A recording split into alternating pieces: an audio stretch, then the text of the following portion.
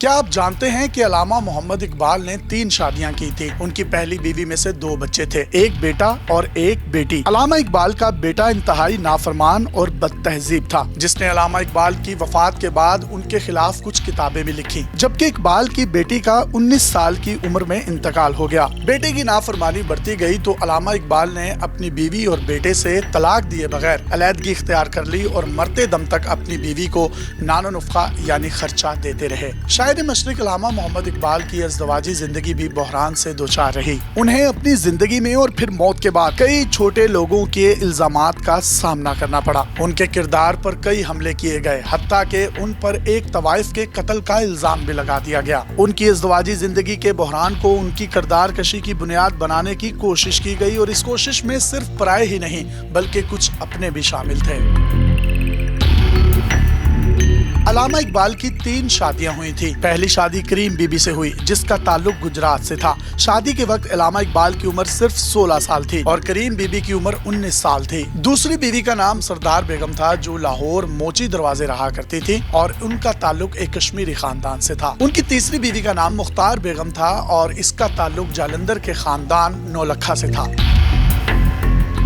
پہلی بیوی کے ساتھ علامہ اقبال کے تعلقات کشیدہ تھے۔ کریم بی بی کے بطن سے علامہ اقبال کے 2 بچے پیدا ہوئے۔ یہ شادی 1893 میں ہوئی۔ پہلی بیٹی، جس کا نام معراج تھا، یہ 1896 میں، جبکہ بیٹا آفتاب اقبال 1898 میں پیدا ہوا۔ علامہ کی یہ پہلی بیوی زیادہ تر وقت اپنے میکے میں گزارتی تھی۔ گجرات کی شاندار حویلی میں پرورش پانے والی کریم بی بی اور علامہ اقبال کے خاندان میں نمایاں طبقاتی فرق تھا۔ علامہ اقبال نے لاہور میں تعلیم حاصل کرنے کے بعد ملازمت اختیار کر لی اور بھاٹی دروازے میں مکان کرائے پر لے لیا، تو کریم بی بی نے ان کے ساتھ اس مکان میں قیام نہیں کیا۔ علامہ اقبال کو اپنی بیٹی معراج سے بے حد محبت تھی، لیکن بیٹے آفتاب کے ساتھ ان کے تعلقات خراب رہے۔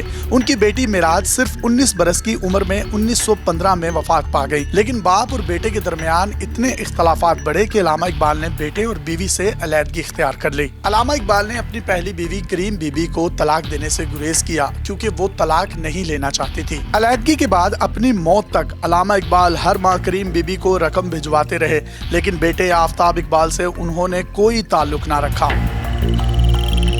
1967 میں علامہ اقبال اور ان کی پہلی بیوی کے نام سے ایک کتاب چھپی، جس میں الزام لگایا گیا کہ اقبال نے پہلی بیوی سے ناانصافی کی اور اپنے بیٹے آفتاب کو وراثت سے محروم رکھا۔ لیکن بعد میں یہ حقیقت سامنے آئی، یہ کتاب کا مصنف کوئی اور نہیں تھا بلکہ علامہ کا بیٹا آفتاب اقبال ہی تھا، جن کے ساتھ ان کے تعلقات انتہائی اچھے نہ تھے۔ بیٹا مختلف فیک ناموں سے اپنے ہی باپ کے خلاف تحریر اور کتابیں چھپواتا رہا اور علامہ کی کردار کشی میں کوئی کسر نہ اٹھا رکھی۔ اسی کتاب کا دوسرا ایڈیشن بیگم آفتاب اقبال نے شائع کیا اور اس کتاب میں بھی علامہ اقبال پر وہی بھونڈے اور جھوٹے الزامات لگائے گئے۔ علامہ اقبال کا بیٹا آفتاب اقبال دراصل اپنی ماں کو مظلوم اور والد کو ظالم سمجھتا تھا۔ علامہ اقبال کے مخالفین اور حاسدین نے ان کو ایک شرابی اور ایک عیاش پسند انسان بنا کر پیش کیا، حالانکہ حقیقت بالکل اس کے برعکس تھی۔ علامہ اقبال کو بچپن سے ہی گانے کا بہت شوق تھا۔ وہ راگوں کے آلات سے کافی شناسا تھے اور کہنے والے بتاتے ہیں علامہ خود بھی بہت سریلے تھے۔ ان کے پاس ایک ستار تھا جس کو وہ ریاضت کے طور پر بجانے کی بھرپور کوشش بھی کیا کرتے تھے۔ یہ علامہ کی جوانی کے دن تھے، کبھی کبھی گانا بھی سن لیا کرتے تھے۔ علامہ دلی جاتے تو خواجہ حسن نظامی ان کے لیے قوالی کی محفل کا اہتمام کرتے۔ عیاشی کے شوق امیر لوگ پالتے ہیں۔ علامہ اقبال نے زندگی بھر امیر بننے کی کوشش ہی نہیں کی۔ سوال یہ پیدا ہوتا ہے کہ پہلی شادی کی ناکامی کے بعد انہوں نے مزید 2 شادیاں کیوں کی؟